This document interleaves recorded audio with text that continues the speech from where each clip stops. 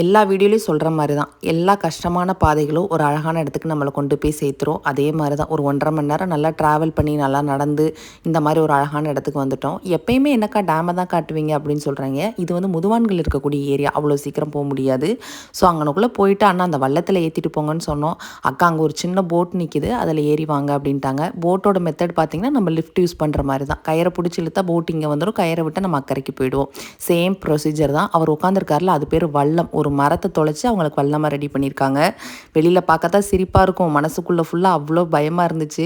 அதுவும் அந்த தண்ணிக்கு நடுவில் போன உடனே எனக்கெல்லாம் இல்லை. இருந்தாலும் அந்த அண்ணன் பக்கத்துலேயே வந்தார். அக்கா நீங்கள் விழுகாமல் பார்த்துக்கோ, ஒன்றும் பிரச்சனை இருக்காது, நாங்கள் யூஸ் பண்ணுற போட்டு தான் இது அப்படின்னு சொன்னாங்க. காலையிலே வந்து வலை போட்டு வச்சுருவாங்க, சாயங்காலம் மீன் எடுத்துகிட்டு போகிறதுக்காக அந்த அண்ணா வந்தாங்க. ஒரு 12 கிலோவில் பெரிய மீன் கிடச்சிச்சின்னு சொன்னாங்க. ஆனால் அதை மறுபடியும் தண்ணியிலே விட்டுட்டோங்க்கா, நெக்ஸ்ட் டைம் பிடிச்சா கண்டிப்பாக சொல்கிறோம் அப்படின்னாங்க. நானும் அக்கடான்னு கொஞ்சம் நேரம் அந்த பக்கம் கரைக்கு போயிட்டு மறுபடியும் இந்த பக்கம் வந்துட்டேன்.